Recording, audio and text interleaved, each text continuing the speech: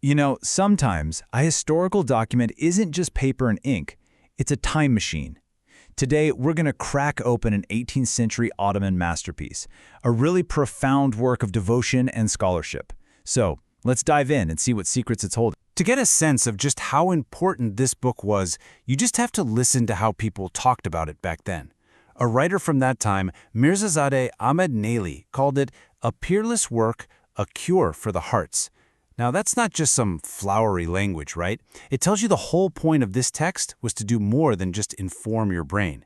It was meant to heal your soul. So what exactly is this book? Well, it's a special kind of work called a sharh, and a sharh is basically the ultimate form of commentary. Think of it like this. You can read Shakespeare, or you can read an annotated edition where a guide explains every single joke, every old reference, every single layer of meaning. That's what a sharh does. It's a deep dive, line by line, that makes an old text feel completely alive. Okay, to really appreciate what's going on here, we have to understand its journey. And this is a story that unfolds over nearly 1,000 years. And this journey isn't just about a physical object, some dusty old book. It's about a chain of brilliant minds, a conversation happening across different eras, languages, and cultures. So who were these people? And what was the story they were so passionate about telling? Right, this manuscript is kind of built in layers, like a geological formation.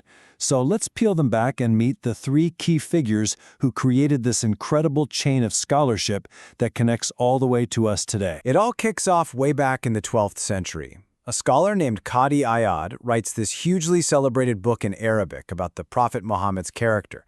It's called al-Shifāʼ, which means the healing. Now fast forward 600 years to the 18th century, an Ottoman scholar, İbrahim Hanîf, writes his own famous commentary on it in Turkish. He calls his version Hulâsatü'l-Vefâ, or the essence of loyalty. And the reason we can even talk about it today is thanks to the modern edition from the scholar Dr. Zeynep Aydın. So you've got three minds, one mission across 900 years. It's like a true intellectual relay race through history. Okay, now we get to the really fascinating part. We've met the who, but let's get into the how. How does a commentator like Ibrahim Hanîf actually pull this off? I mean, how do you take a single word from a text that's already 600 years old and make it explode with new meaning for your own generation? Let's look at a concrete example of how it's done. Okay, check this out. The original 12th century text uses a single Arabic word, naval. On the surface, it just means a gift. Simple enough, right? But watch what Ibrahim Hanîf does. He basically says, hold on, not so fast. He explains this isn't just any gift. He unpacks it, showing how it means worldly good things like having a good life and success, but that it also means something way deeper, the ultimate divine reward you get in the afterlife. So you see what he did? He took one little word and just cracked it open, revealing four totally different layers of meaning. He goes from a simple translation to your life here on earth, to your spiritual hopes, all the way to this huge, eternal concept. That right there is the art of the Sharḥ. It's about showing you the profound depth that's hiding in every single word. So when you apply that same method to an entire book, what do you end up with? You get an incredibly detailed, multidimensional portrait. Hanif's commentary paints this really vivid picture of the Prophet Muhammad, all through his qualities. Let's look at a couple of examples. A huge part of this portrait is built around the idea of humility. But Hanîf doesn't just state it as a fact. He illustrates it with these incredibly concrete images that show you this wasn't just an abstract idea, it was a lived reality. He paints this picture of a leader who was just completely accessible, not some distant ruler. The text says he was not a king but a servant. And get this, he would ride a simple donkey to go meet anyone, no matter who they were, and talk to them on their own terms. It just makes the whole ideal so tangible and real. All right, next up is an equally powerful theme that shines through: forgiveness.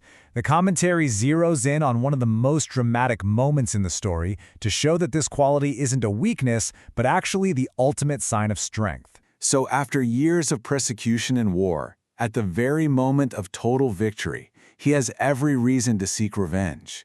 But he doesn't. Instead, as the quote says, he echoes the prophet Joseph's forgiveness of his brothers, saying, "There is no blame on you today. Go, for you are free." It's just such a powerful lesson in being the bigger person. And finally, the text describes a really unique kind of eloquence. The commentary explains that his way of speaking was a marvel in itself, a style that had its own specific name. This was the ability to communicate the deepest wisdom in just a few simple words. As the quote says, his speech was concise but comprehensive, impossible to match. It was perfectly clear, but also impossibly deep, a style that just couldn't be copied. So what does all this add up to? Why was this tradition of commentaries so important for so many hundreds of years? Think about that number again. 600 years. That's the gap between the original book and this commentary. That's like the time separating us today from Chaucer. This wasn't some fleeting trend. This tradition had some serious staying power. And that's really the key. For scholars like Ibrahim Hanîf, writing a Sharḥ wasn't just a dry academic exercise. It was an act of cultural transmission. It was about taking a revered figure and a set of timeless ideals, humility, forgiveness, eloquence, and making them speak to the challenges and realities of a whole new era. It was their way of keeping a moral compass alive. Which brings us right back to where we started.